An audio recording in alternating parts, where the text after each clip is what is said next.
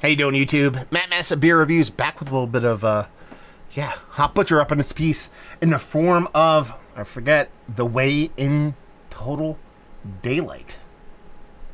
Yeah. Sticking with a little bit of, I forget what the last one they sent me. But every now and then they kind of throw out these kind of, like Coheed and Cambria song title kind of themes for their beers. So we'll see what's what. There might be some kind of connection to this, to something in the world that I don't get. That happens a lot with beers. People are like, duh, asshole, it means this. And I'm like, oh yeah, actually it does. And I didn't get it in the moment. That's what I do. That's how I do, and that's what I do.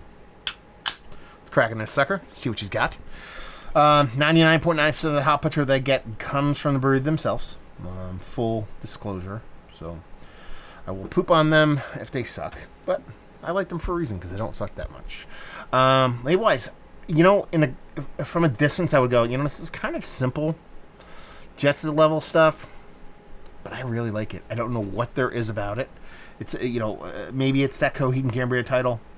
Maybe it's the fact that the lettering has a little bit of a soft curve to it, more than normal. Maybe it's because I can't differentiate between if that's like fiber optic cable or hair or light or something that I'm just not getting. But it is gold on black, which means I'm a sucker. So there you go. 7.5% double IPA. Yes, that's right. They call 7.5% double IPA, as everybody should. I see people get up there at 8, 9 IPAs. People are like, it's just 6.8% double IPA. We need rules, people. Not really. But anyway, Pinky Finger, Infinite Creaminess. And yeah, that's butternut squash soup. It's not turkey gravy. It doesn't have that kind of washed out kind of grayness to it that makes that turkey gravy so delicious around Thanksgiving time. This is potato leek, butternut squash, one of those soupy soups. Yeah, and that head is just like a vibrant kind of contrast knocked up on a khaki kind of amazingness. Let's get a nose. It's just so aggressive. Both from a green standpoint and both from a fruit standpoint. I mean, you really get, they have to be. They're talking about Citron, Nelson Sauvignon, and Galaxy hopped. There has to be like a cryo, like extra MSG level, hop level stuff going on, like not just a based hop, because of how that comes off, how aggressive, how vibrant, how explosive the way the hops come off in this beer is just like 2x4 to the face, hair on fire shit. You know what I mean? You're just getting that green, you're getting that citrus, you're getting that pineapple, you're getting that tropical fruit, and it's just such that keefiness that you get from, like, you know what I mean, the cryo level kind of hop dose, hop chargey kind of stuff. It has to be that. If you're getting this just from a base dry hopping, then you're doing magic, which I guess they're known to do. But man, the level this is coming off is pretty freaking aggressive. Like, it smells like a 10% hazy, not a 7.5. Let's put it that way. Let's just dive in. Cheers.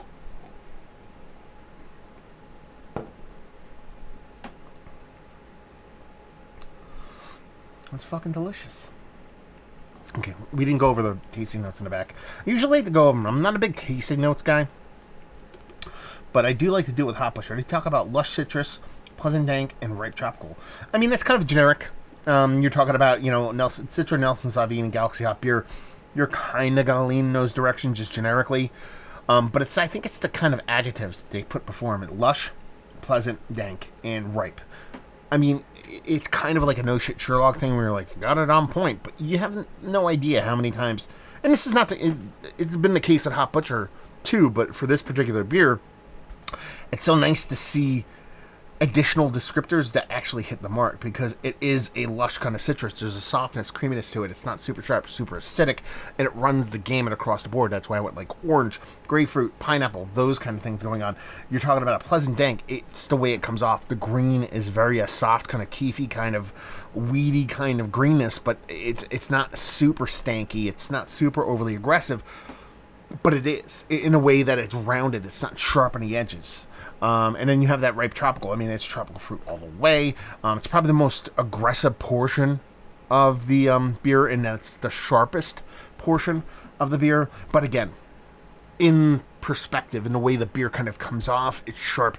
In the grand scheme of things, the beer's really rounded, not overly aggressive on the edges, but really large, really impactful. Kind of like, you get hit in the face with like a fishing pole, that really hurts. About this, someone whacks you across the face with a fishing pole. It really hurts in this portion of your body, whereas somebody hits you across the face with like a medicine ball. It's a much softer, heavier aggressiveness. So it can be, while not as sharp, just even more impactful in its roundness. And that's kind of the way the beer comes off as a whole. Really nice mouthfeel. It's not going to be like a water nerdy, super fluffy thing going on.